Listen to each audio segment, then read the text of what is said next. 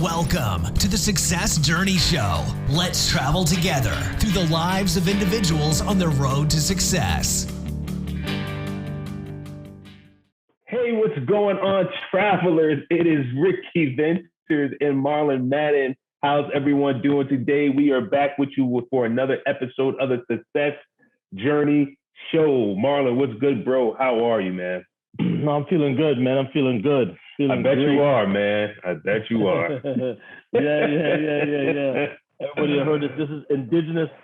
Everybody know we pre-record, so we recorded this on the Indigenous Peoples Day, and me and the family, or me and the wife, took a little staycation, as they call it. We just went down a little bit away from our house, got ourselves a hotel, and just drove around and chilled out. You know what I'm saying? So that's what it's all about.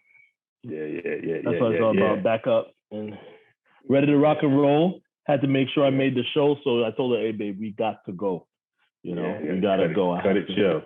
I gotta cut it short. I gotta cut it short. Ain't nothing she's not used to. No joke. Oh man. I had to do it, man. You left it wide open there. Nah, man. No, that's what's up, man. Getting away, relaxing, man. Yeah, we I can't remember what happened this weekend. Man, I can't remember, but I know we did relax a good bit. Did some apple picking this weekend as well, and just taking time to just step away. We've been grinding pretty hard, man, for the last for a long, I would say a few months. We've been going for years now, right? Yeah. So it's good to to set that time away to, like, all right, let's just relax, man. Let's just relax, enjoy the family, take some time away with the wife, like as you did, take time away with the kids, and then rejuvenate ourselves and get back into the grind, So yeah, I'm looking for great things. I'm looking for great things from you this week with all your oh man, restoration. Yeah, restoration. I'm already, like, I'll be holding back myself on the show sometime, man, because I have so much I want to say, but I just don't feel like saying it. Hey, man, it's our show, man. No one's gonna kick us off. Yeah. The cancel culture. Oh, cancel! Oh my goodness, yeah. No, well, it's not about that kind of stuff. It's just, it's funny. I saw the Mark Zuckerberg thing. He's up at Congress. They're asking him questions. And I'm just saying, are people really saying that somebody's platform that they choose to go on, that they're saying that they're wrong, they're building algorithms, but you're on my platform. My business model is to keep you there, and you're there, and then you complain about it. But, however, everybody goes, do you see the coincidence that it's shut down for a whole day and da-da-da-da-da? But then you see all the people that's complaining about Facebook and Instagram. We're like, oh man, I didn't know what to do. I didn't have Instagram or Facebook for a day. I didn't know what to do. I lost. I couldn't operate. But yet still, they're saying that it needs to be regulated. This guy is using our videos to show us of what we want, and we're buying into it. Our videos put on their platform. Our platform. So I don't know, man. I just think people need to, self accountability is something that it's not. But like I said, I just don't like to talk about it because I know it's not going to be. It's going to fall on deaf ears. It's going to go through one ear and out through the other. And you never know, man. How many people are just waiting for the conversation to be had.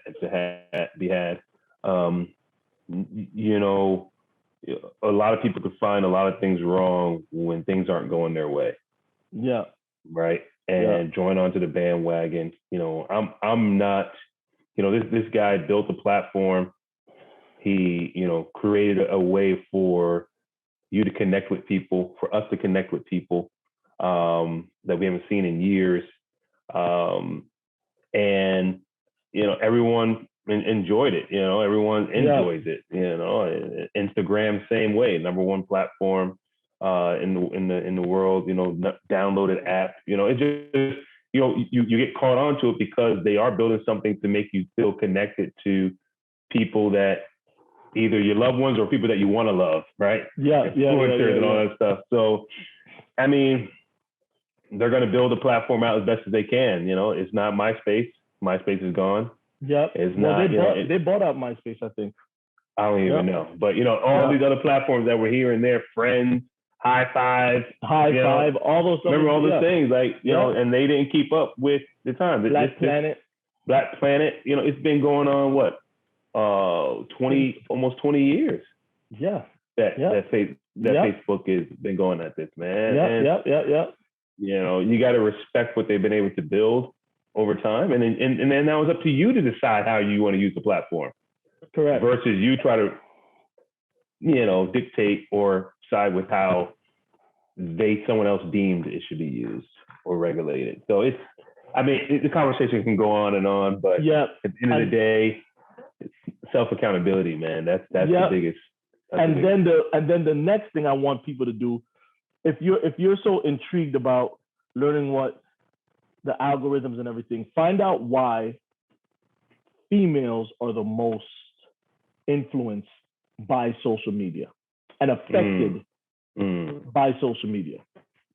Just do that study and find out why. Don't go and just say Zuckerberg is doing this and it's affecting and they're using all these things and it's body shaming and it's doing this, and females want to commit suicide because they don't understand what they should look like, when it's another video of another female posing and doing all these little half leg up. Ask everybody if they take a picture, why do you put a leg up? That's the first question. Why do you put a leg up when you're taking a picture? They want to have a leg up. A leg up. They don't even know why they do it.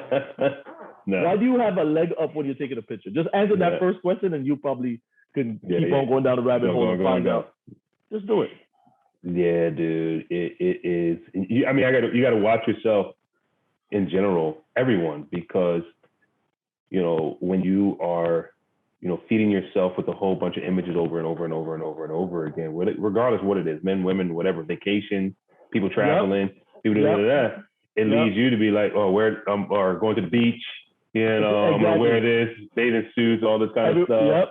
You know, it's like it's programming your mind. You're programming your mind as to things that you want to see, things that you want to do, and all of a sudden it becomes, oh, this is what I want to do because of what I'm seeing, right? Your environment changes you, right? So, I mean, it's all programming, right? So, I mean, you got to understand that. So you have to be the responsible adult and say, hey, I can't pick up my phone and be in my phone constantly. Correct. Scrolling through this. Why? Because as I'm scrolling, I'm being programmed to what's being shown on there. And everyone in the world is showing stuff. So, correct. Hey, and to the people out there, like, oh, this is deeper than that. All right, well, take it off your phone. Deeper than that.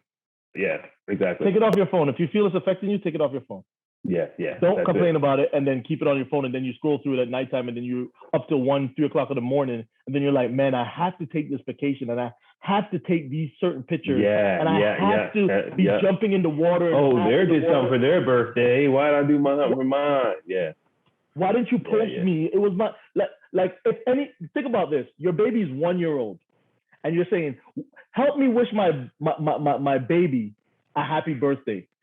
Your daughter that's 1 year old or son that's 1 year old does not have Instagram or Facebook. Does he know anybody that's gonna say happy birthday to him? So it's not for your child. It's for you. You ever see a parent that has a child in front of the camera, but it's really about them?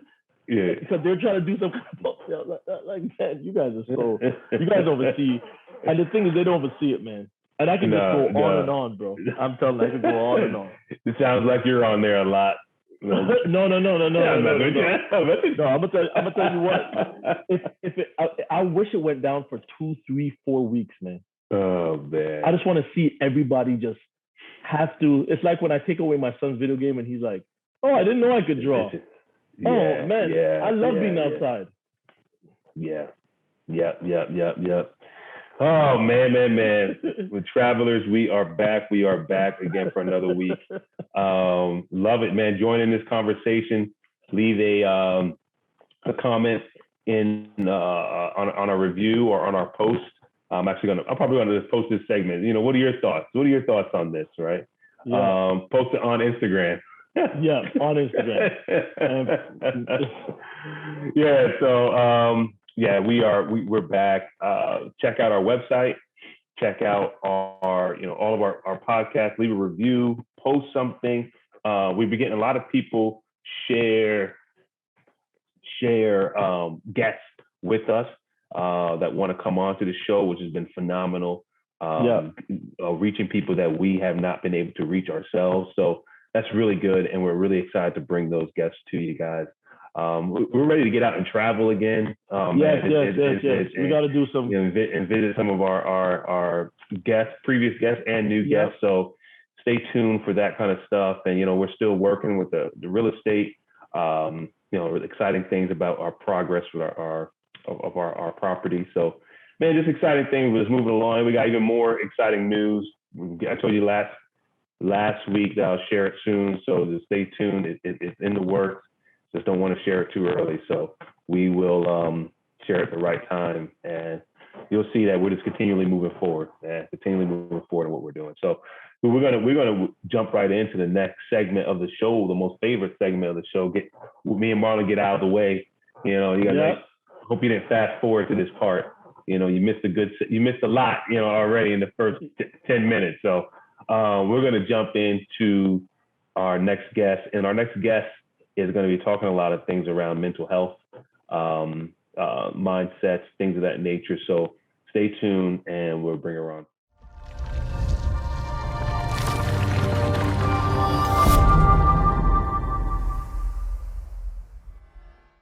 All right, everyone. Just like we always say, man, this is the best part of the show when we bring on a guest just to share the behind the scenes journey to their success, right? So today we have none other than Bergina Isbell. Thank you, Bergina, for joining us. How are you today? I am very well, and thank you so much for having me. It's a pleasure. No, the pleasure is ours. Pleasure is ours. So why don't you start off by just giving an introduction about yourself, who you are, where you're from, what you're doing, and share with our travelers just a little bit more about Bergina. Okay, so I am a board certified psychiatrist. I have a concierge psychiatry practice in the DC area, but the world is my classroom as well as my office. I have several licenses in the States, but I also see people internationally for mental health coaching. That's what I do, and I love it. A lot to talk about mental health. Yeah. I mean, especially after these past, I would say even 6 months, or even more, as even a lot of athletes going through the Olympics and just talking about the whole mental health and anxiety and things of that nature. And especially through COVID, just all the anxiety that was exposed that people realized they had going through the last almost 2 years now here in our world. So really excited about this and just picking your brain, you sharing some of the insights of that, what you have learned over the years. But let's go back first. As we take our travelers on this journey, you share with us where you are now, but where did it begin? When did it begin to say, hey, I want to help people. I think I want to focus in this space. Like, what drew you to this area? That is a really good question. I very distinctly remember telling someone for a med school interview that I wanted to help people. And she pinned me down for about 30 minutes and says, define help. And every time I try to define it, she just said, okay, that's not good enough. Give me another example of help. And honestly, at the end of that 30 minutes, I don't know if I really came up with a satisfactory response to what help is, but I will tell you what I do, or what I learned to do coming up. I was born in so blessed to be born in a family. My father was a minister. He was a chaplain's assistant in the Army.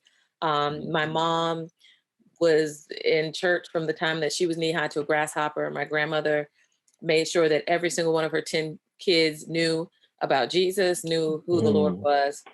And I remember seeing her go out and do things. She was always going out, doing something to be a help to other people, at least what I considered being a help, whether it was volunteering. She was elderly, but was a senior companion. So she went to go sit with other seniors who weren't as able-bodied as she was. You know, she had an acre garden that she would every summer cultivate herself. She didn't have a backhoe or machine or anything like that. She had a hoe, that's it, and a shovel. And she cultivated the whole garden.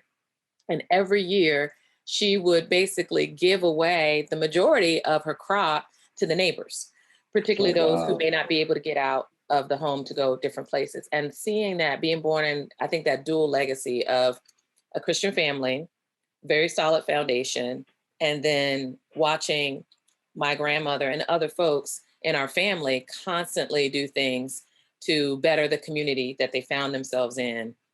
I don't think I could have, I would have been hard pressed not to follow in one of those two footsteps. So I remember deciding fairly early on that I wanted to be, I think I wanted to be a veterinarian first.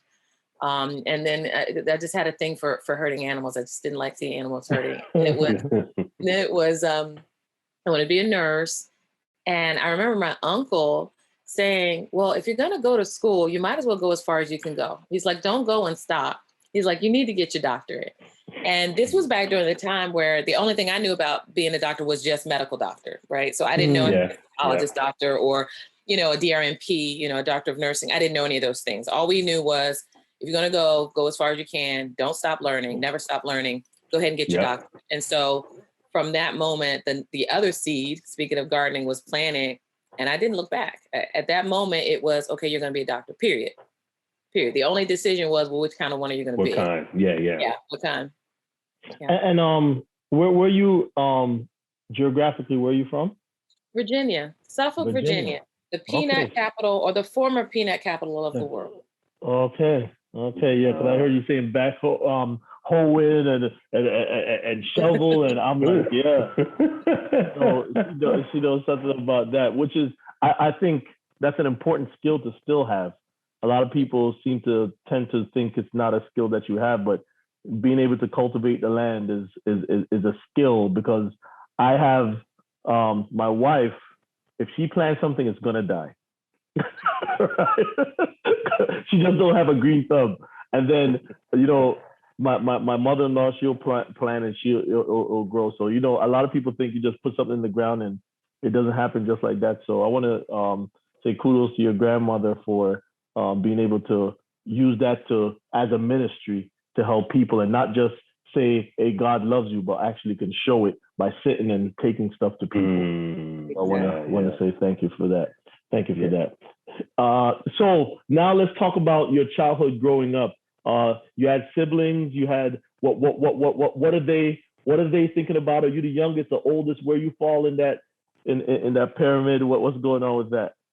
Well, I think it's really fascinating. And someone just pointed this out to me recently. My mother had a girl and two boys.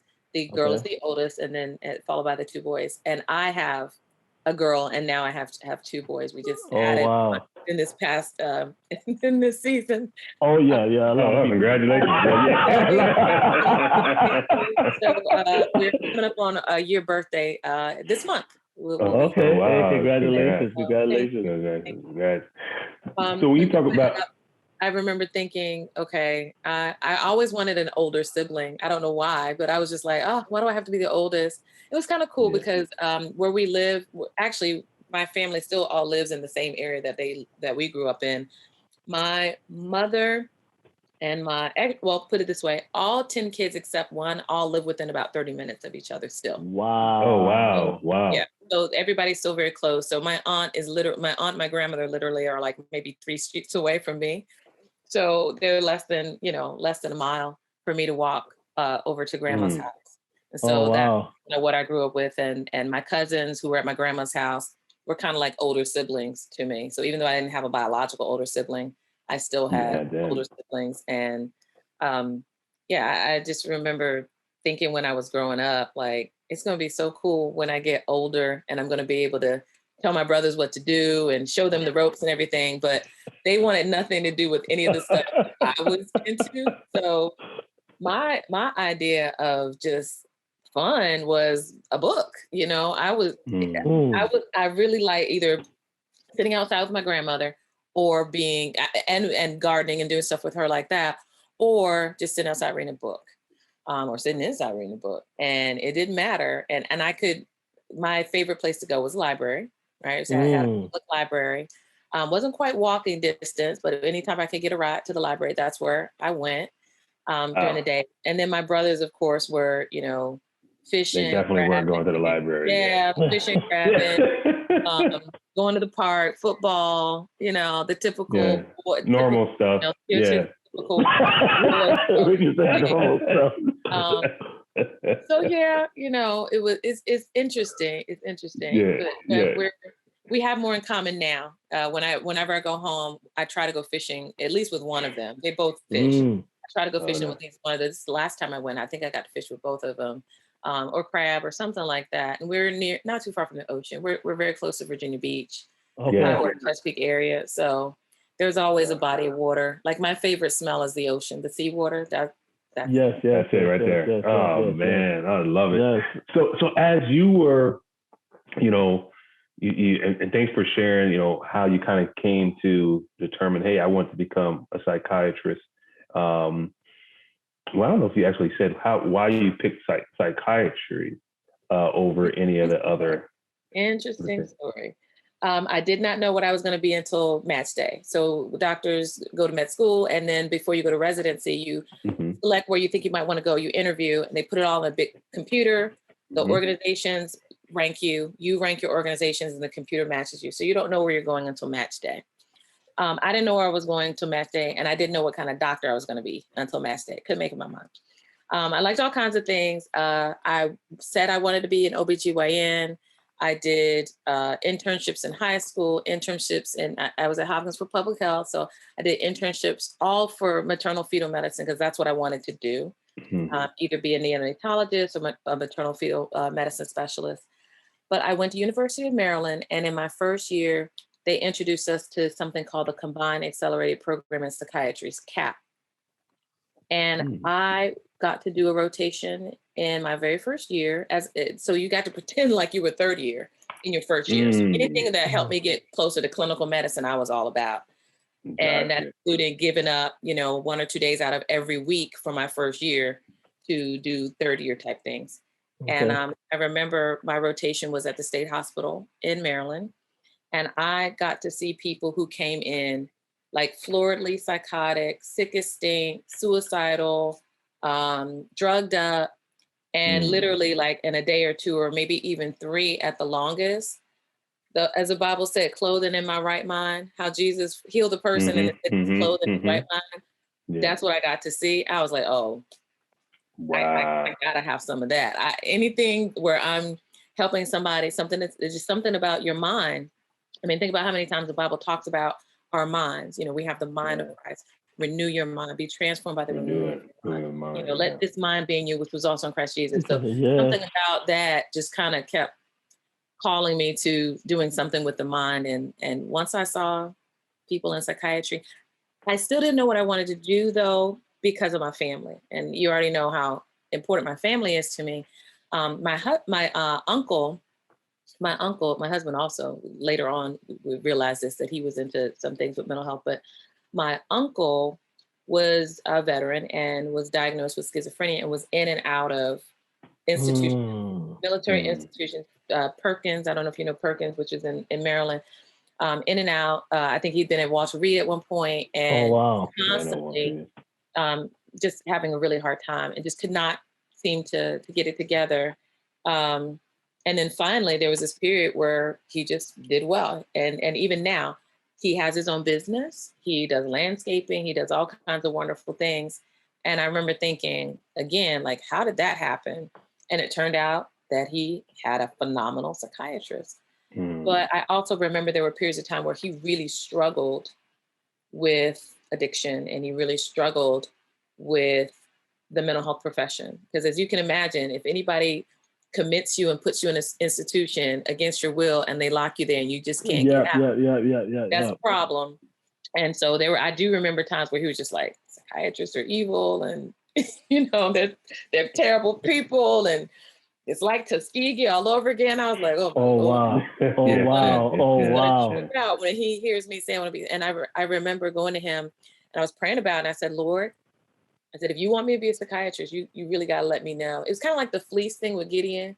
The first fleece was my uncle. And I said, Lord, if you want me to do this, he has to be okay with it, because I can't be the kind of a doctor. You know, these people have supported me financially, emotionally, my entire life. I can't go into a field that is completely against what they represent and the legacy that they built for me, right? I didn't get here by myself. I stand on the shoulders of the giants that came before me. And God forbid that I just be like, oh, whatever, and just go do my own thing. So I asked him, I said, I told him, I said, I think I want to be a psychiatrist. I said, what do you think about that? Would you be okay with that?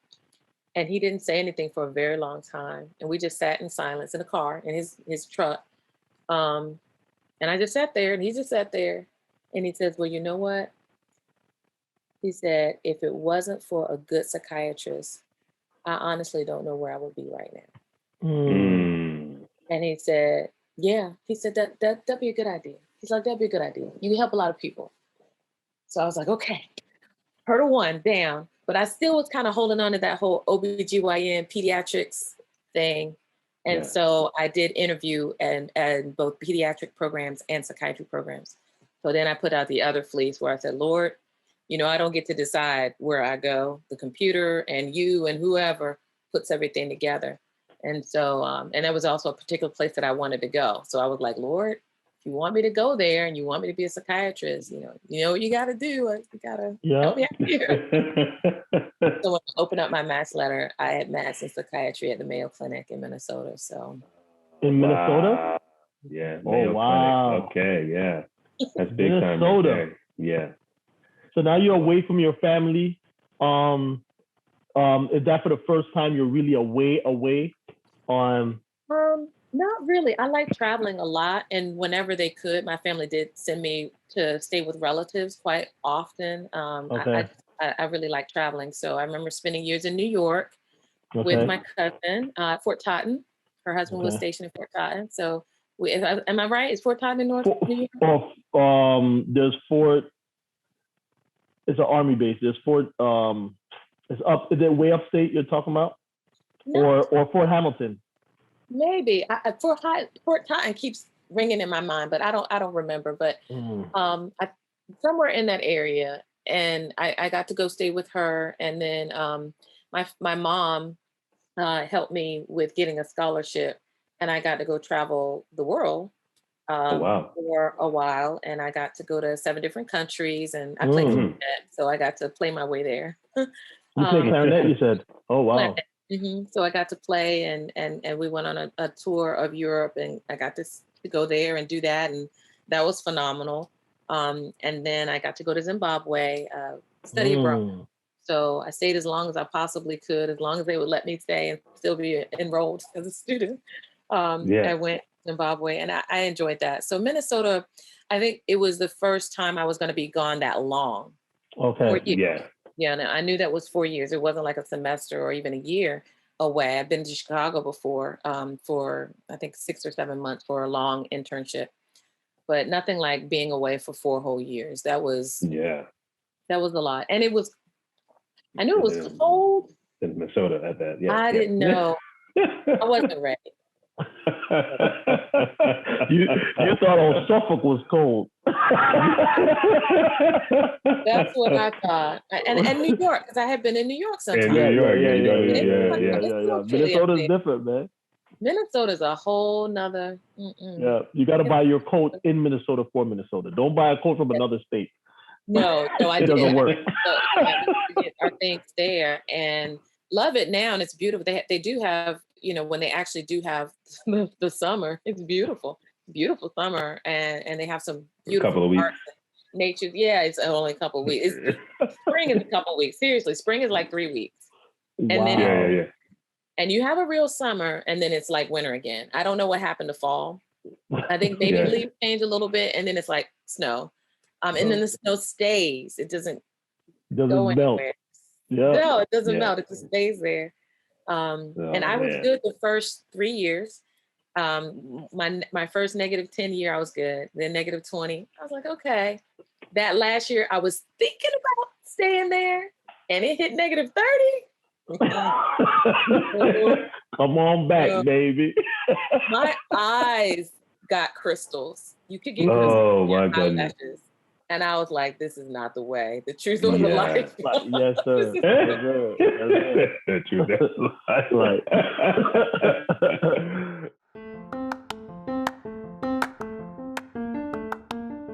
Thank you for listening to the Success Journey Show.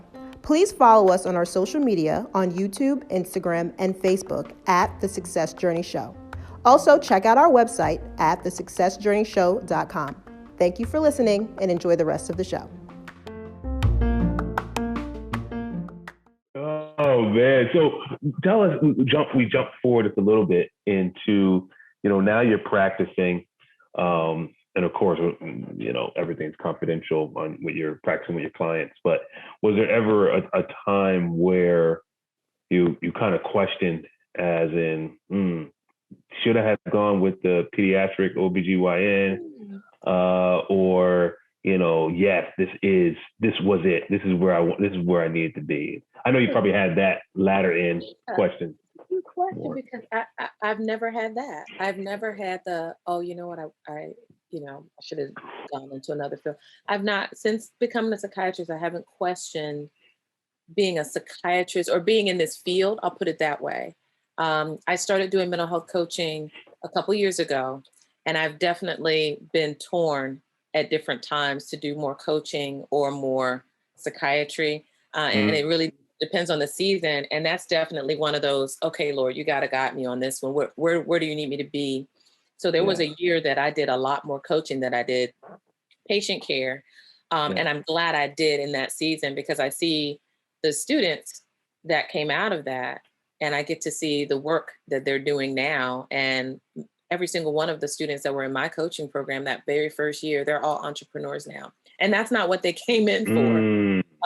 But they're all in their own right doing just phenomenal things. And, I don't think there's a single teacher or mentor or coach that doesn't want their students or mentees to surpass and excel where they are. And when I see them do the things that they're doing, I'm just like, wow, I had a part in that. Like, I knew them when. That's good.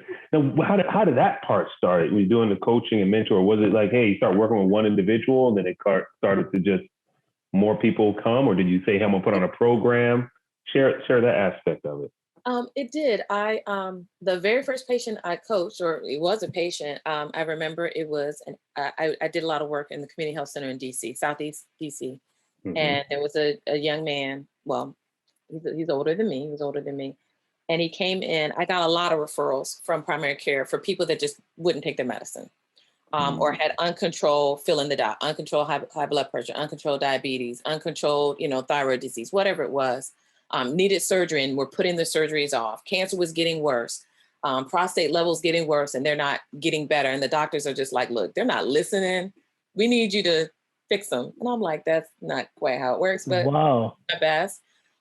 Because the thought was, okay, you see a psychiatrist and the psychiatrist is going to say something and that's going to motivate you to do whatever. And there's something called motivational interviewing that you can, where you kind of move a person through the stages of change, but that takes time and it doesn't happen usually in just one session.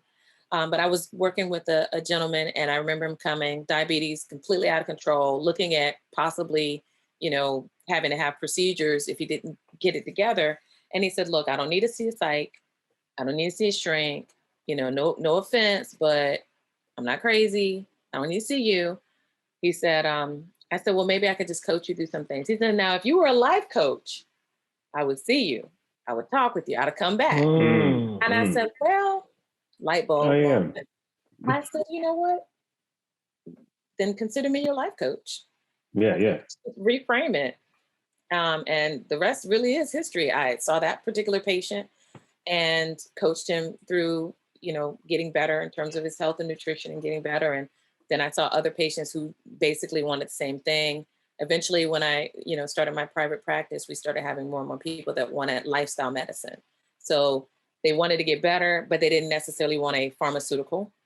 They didn't necessarily want a pill, right? And if they're, good government employees, couldn't be on medicinal marijuana. So I was like, okay, well, let's come up with something other than that. And usually a lot of times ended up being more coaching than patient care. And then we had folks that basically said, hey, we want a program. So I ran a program for 2 years, recorded it, and now we still make available the recordings for people that want to continue doing that. But most of the coaching I do now is more individual than the group program that I had before. Because we just had so many people that all at one time were like, hey, we want this. So we just did that.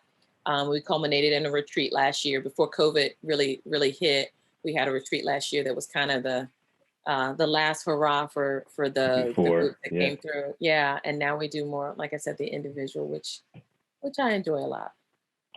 So can you talk about the stigma it is in the Black community when it comes to that psych, to get that help? Or do you see us moving away from it? Do you see it still staggering? Now, is it because of those medications that you see a lot of people are apprehensive? Just expound on that for us. Yeah, I think in general, people of color are hesitant around the medical community, especially if the person who's got the white coat doesn't look like you. Tuskegee happened, right? It's real. Yeah. And we can't deny that. And there are still people from that generation who lived in that time period who remember things happening. And when they see anything that could remotely be a similarity, there's a concern. Even now with the vaccine, I've heard people compare this to COVID to Tuskegee because we have I think the vaccine has a EUA, which is basically, it's not really FDA approved. It's basically FDA recommended. And it's it's an emergency use authorization. And I've had more and more people say, well, gosh, we're just giant, it's just a giant test tube. It's just a giant, experiment. And I don't look at it that way, of course, but I definitely have some people in our communities who've raised those kinds of concerns, specifically related to the vaccine. But when you think about mental health, I get just as many people who are concerned from a mental health perspective, and psychiatry is to blame for that. We are to blame for that, because there was a period of time, and that whether you were, as my grandma used to say, white or colored, there was a period of time where if you had a person in authority over you, they could commit you like that, no matter what. Hysteria was a very common cause, a common reason for white men to put their wives away and then quietly divorce them and go marry somebody else. If their wife was hysterical, they could put them away. And so there was fear. And what wife isn't at some point, about, say that again. I was joking saying, what wife isn't at some point, Oh my goodness. Yeah, we go past that. We go past that. Yeah. You're gonna have to analyze Ricky after this, man. He got some problems. But I think that in our community, when you see, again, my uncle's time period, he was actually misdiagnosed. And it's very common to see, especially among African-American men, them misdiagnosed with something other than what is really going on. And misdiagnosis happens, but it happens much more frequently in our community. And if you were to put a tier on it, it happens most often among African-American men. So there has been some suspicion of the field, and rightly so. I get that. But what I like, and we were kind of talking about this, offline, that if COVID has a silver lining, at least for the mental health and behavioral health and psychiatry field, it's the fact that so many people are experiencing anxiety and being more public about what they experience. It's kind of made it the stigma a little less, and it's made the playing field a little bit more even, because now people are feeling more comfortable. We talk about folks in the Olympics feeling more comfortable saying, hey, I'm feeling anxious. I think it's Naomi Osaka. So proud of her, so incredibly proud of her to say, look, I don't want to finish a match and then go right to interviewing with you people. Like, no offense, but that's anxiety provoking for me. And it's not for you, because this is your job and this is what you do, but it's very foreign to me. It's very uncomfortable to me. And I get anxious and I just can't deal with that. And instead of the backlash that she got initially, I think more people should have supported, in my opinion, supported her, because how many of us, World Health Organization, I think ranked it between, I think somewhere around 78, 80% of people during the COVID experience said that they had some anxiety symptoms. And many of them had a disorder. Many of them had to go and see someone for treatment. Most of my colleagues right now have wait lists out to December. That many people want to see them. And we're talking about online services that you can just go and get online therapy, all the way to, a hybrid like myself, where I can see you in the office or online. There are so many of us that are having wait lists get longer and longer and longer. And that can be a good sign, because that means more people are comfortable coming in. It is a concern though, because we're at a shortage, and I had to make some predictions last year. A news station interviewed me and asked, I said, well, tell me some of the predictions you see for mental health. And I said, we're getting ready to have a mental illness pandemic. I said, so as you're seeing, the other health areas get better, you're going to start seeing other things get worse. And we do see that. It wasn't like I was speaking death. I was just saying, look, I'm looking at the numbers and I'm seeing there are a couple things that just don't match up. The good news is people of color are finding more people of color that they like. There's Black Girls Therapy. There are a couple of my colleagues that all they do is work with African-American men who've experienced racial trauma or PTSD from just life. There are more and more people that are specializing and learning about the experiences that we have and learning how to treat patients specifically. The average person can't speak to, an African-American male saying that they feel traumatized just because of the color of their skin. Correct. There is no diagnosis for that. There's general PTSD, but we're coming upon people who are trying to now delve into things like, post-slavery PTSD, or looking at other things that we never would have looked at before the last couple of years. So as much political unrest, as much racial unrest and injustice that we've had in the last couple of years, I see all of these little silver linings, all of these little threads that are coming about. And it's really fascinating. The only thing that I wish I could see better would be more people going into the field. That's where the shortage is, because you just don't have many people coming in, and the pipeline is long. It's a 16-year pipeline to produce a psychiatrist, right? It's about a 5-year pipeline to produce a nurse practitioner who can prescribe, right? And then for therapists, it should be a little shorter, but therapists have to have supervisors, and only certain therapists can supervise other therapists, right? I can supervise psychologists and nurse practitioners and other psychiatrists. I can't formally supervise a therapist and have that therapist be able to practice. They have to be supervised by someone within their track, because they have so many tracks, right? Licensed marriage and family and licensed addiction counselors. They have to be within their track for supervision.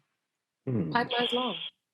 Wow. You just gave us a eye-opening information. We talked perspective for just that. And I don't want to shift from, so now we have that, before, and Ricky, I don't want to go off. I'm still staying in the mental health, but I'm going another direction if you have a question that you want to hear. No, you're good. So right before we took you out of our, we like to say, our green room or backstage to come on the podcast, we're talking about something that a lot of people are saying that they're experiencing now, which is the mental health or the side effects from not COVID, from social media. From social media. Oh, yes. And how it's affecting them in a negative way, that people are committing suicides, people are not believing in themselves, they don't know what reality is. So I don't know if you've been dealing with that, and what is your take on that whole situation? We have, and I'm glad you mentioned that. This is a trigger warning. So for anybody that's watching, I'm about to say something that does relate to suicide. So if you need to stop watching or take a break, that would be a good idea. But last year, I want to say it was either in September or October. It was around this time. There's a young man named Ronnie, a podcast host. It's two guys who were podcast hosts.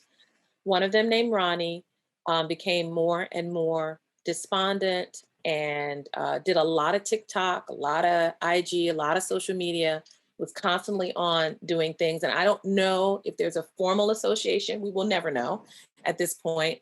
But we do know that he was very heavy into the social media. We do know there was a period of time where he got increasingly depressed.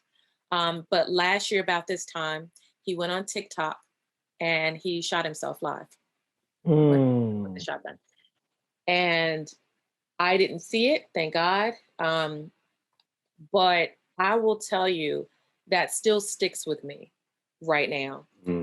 And it just bothered me for so many different reasons. And I'm not going to get into all of them right here, but I will say that it just bothered me, everything about that. The fact that a person would be so despondent and so frustrated with their life.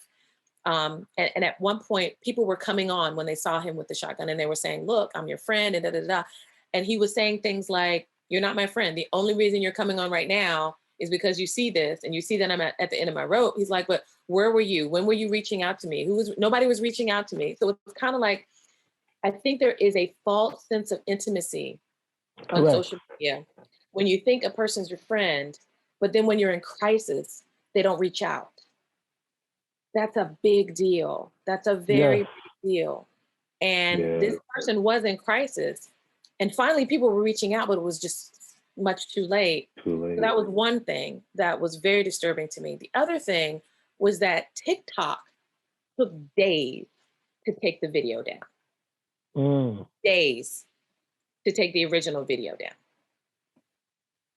Hours to take one of the main feeds down, but then there were other feeds that were just kind of trickling out there. Yeah. I know that they couldn't, once it's out there, and it's really hard to the horse back in the barn once it's gone. But they took a very long time to react to that. And unfortunately, there was a lot of secondary or vicarious trauma because people use their powers for evil sometimes. People were embedding that video into very benign things. Like one thing, you'd look and you'd see kittens and you think you're going to be watching a video on kittens, and then it was streamed to that and you saw that video. So children were seeing that and adults were seeing that, and people that had no intention of seeing things like that were being exposed to that. And that bothered me very much. And so that, plus it was right before the holidays, and I knew that things would happen for the holidays. So we did a few things last year, and this year, for the first time in a long time, we did a trauma group. We usually do groups for women. So we did a trauma group for women. And I think that was very helpful for the women that were able to attend. And so we're doing another group. And this isn't a pitch for the group. If you're a mental health person and you're watching, you do the same kind of group, okay? But we're doing something called Thriving Through the Holidays. And it's going to be a grief and loss group, but we're talking about so much more than grief and loss as well. My husband laughed at me because I was like, it's going to be a grief and put in parentheses weight loss group. And he's just like, oh gosh. He's like, you were just so corny. And that's okay. I would be corny and that's fine. But I lose weight every holiday. So, okay. So, and I was like, I might as well share with people what I do and then they can do it too. But I do. I lose weight every holiday. I get healthier, January. I eat as healthy as I probably am going to eat all year. Everybody and their mother's doing a Daniel fast or something like that in January. Yeah. Spiritually healthy as well. Yeah. So we're going to do that specifically because we want to walk through the holidays with people. So we're meeting literally like 3 weeks in November, 3 weeks in December, 3 weeks in January. So we're meeting all around the holiday so that people can get the support that they need. Because I don't want to have another Ronnie experience. Yeah. Oh man. Thanks for sharing that, man. And for even any of those that are listening that, we want to let you know that, there is help out there. And that, there are people you can reach out to and call. If I'm being real serious right now, if you need to just reach out to, even the number on our website is directly linked to us. And we can get you in contact with somebody, let us be that vehicle to help you get there, but don't think that you're by yourself. Don't think that you're alone.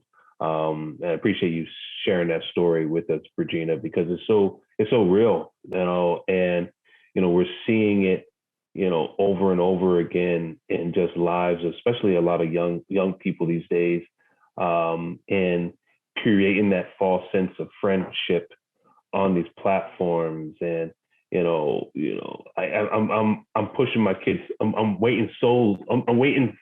I'm preventing my kids from getting on that in that environment as long as I can, because, you want them to understand what the value of true friendship is. You want them to understand what the value of connecting with someone for real, before you get into an environment where everything is fictitious and, it's facades and you're only seeing the perfect situations that people are displaying, whether it's perfectly great or perfectly bad, right? So it's staged, no matter which way you go with it, and it forms that that sense of a false sense of reality, and it's really detrimental to a lot of people in this world today. And it's crazy. And honestly, man, travelers.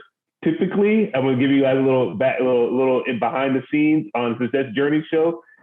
Over the past probably 3-4 months, we would do our pre-show after we interview the individual, and we'd tell you a little insight as what's going to happen.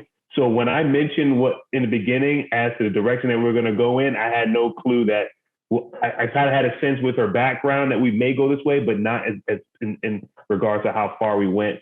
So I want you to know that this right here is special in the sense that is led, spirit led. I definitely believe it's spirit led, and I don't want to move past this moment without just sharing with somebody who's out there right now that you are loved, and I can't even begin to try to diagnose or provide any direction where to go, but I do know that we can point you not just to a psychiatrist, but to a King of Kings, and that life is so much bigger than this moment right now that you're in, and we want you to experience the fullness. We want you to experience joy, and we want you to experience hope.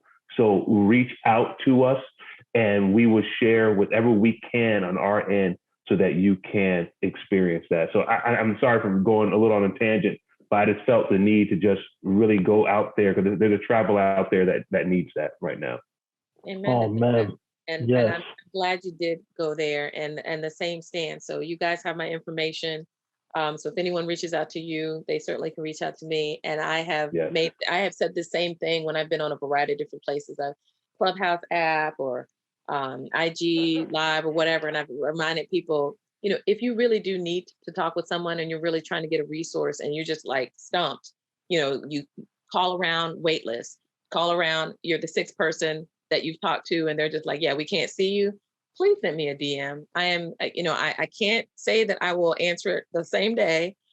Sometimes it takes a little while for me to get through all the DMs, but I will say if you reach out to me, we will make sure that we get you connected with the resource. And gentlemen, if I may, there are so many resources. It doesn't really matter what vehicle or platform you like to use. There is something for you. If you want to talk to a human, there are a lot of online apps and such that will let you talk to a human.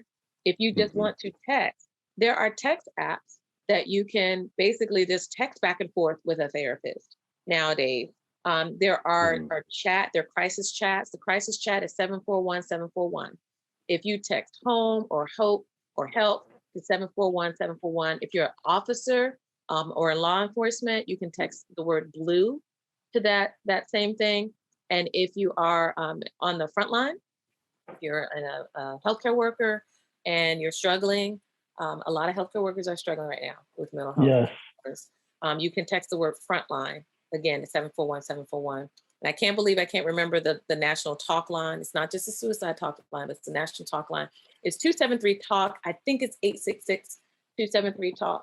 But if you go online and find it, I'm pretty sure, and gentlemen, I'm sure that at the end, you guys will probably, when you put it in verbiage, can put that number in. But you can call that number 24/7. And if you are watching or listening from another country, guess what? There is a talk line for most countries right now. And I have on one of my sites a alphabetical list. It literally goes from Argentina to Zimbabwe. There's a line for most countries, and some countries in the UK, you guys have a text line as well. The US and UK have partnered on that text line. Your 6 digits are a little different than ours, but there's still a way for you to reach out to somebody. Love it. Oh, man. Love it. Love it. I love the fact that we just got a chance to do that. Guys in the military One Source, and hey, just go see the doc and let him point you to the right place for the mental health. Don't think that you're too strong to go through it alone. And just like everybody here, I'm here to reiterate, make those real connections, and don't think that just because somebody on your phone is not answering and giving you the correct response that you should take or end your life because of that situation. Talk to a live person and let them help you through it.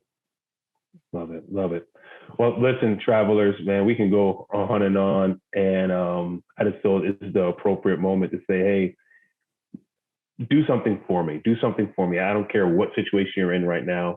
And it's something that I've been practicing, even myself and some other people. It's just, I want you to take out a piece of paper and a pen or a pencil. And I just want you to write down moments in which you are grateful for. I want you to write down things in which you're grateful for. I just want you to come up with 5, 10 things and just list them down. It can be as simple as, hey, I'm grateful to have air right now. I'm grateful to have electricity right now. I'm grateful to have water. I'm grateful to have people in my life. I'm grateful for a job. I'm grateful for my family, for my kids. I'm grateful for food. I'm grateful. Just go down your list, make your list. I don't know what your list is going to be, somewhere to sleep tonight. Just make a list. And what I want you to do is take that list, and every day, if you can add on to it. Every day, I want you to take that list. I want you to repeat it. These are things that I'm grateful for. These are the things that I'm grateful for. And I want you to do that over and over and over and build up an appreciation for the life that you do have. Because honestly, man, we have to be more intentional about creating mechanisms for people to counteract what they're seeing and what they're being programmed with everyday media, right? I don't care if it's not just social media or TV or whatever it may be. And we need to start intentionally taking time for ourselves and saying, hey, this is who I am. This is what I value in myself. And this is what I'm grateful for myself. And to repeatedly do that and start equipping our minds, equipping our hearts around the sense of, hey, I am someone, right? That's just the beginning. That's just the beginning. So if you could just do that for me this week. And hey, if you want to share a couple of things that you're grateful for with us, go ahead and go to our email at info@thesuccessjourneyshow.com and send us your list. If you want us to share your list online, we definitely would do that as well. If you have any comments or any other feedback from this episode in particular, you can also email us at that email address. But also, if you want to leave a review and a comment, anywhere you want to give feedback or comments, go to those places and go to our podcast, our website, wherever it may be, and do such that, and we will be in contact with you. And guys, we're just so grateful to have, and I kept saying Bergina Isbell, but I even left off Dr. Bergina Isbell. I want to give her, the due credit for what she's done over these years and just the impact that she's making, not just locally, but globally. And we just want to thank you from the bottom of our hearts for being that person that people can call on and you helping them through. I thank God for giving you the insight earlier in your career and that passion for wanting the people be healed in their mind, the renewing of their mind. Some people would see that and be scared of people that are not in their right mind and want to have nothing to do with it. But it drew you closer to saying, hey, I want to help provide a way of escape by renewing their minds for these individuals. And we want to thank you for that. And of course, coming on this show and just sharing your story. And to all of our travelers all around the world, we will see you again next week at the same time, the same place on the Success Journey Show. Everyone have a good one. Be blessed. All right, one love. You've been listening to The Success Journey Show, where your dreams, drive, determination, and diligence are the foundation to success. For more information, check out thesuccessjourneyshow.com. The Journey Squad is here helping you to your destination.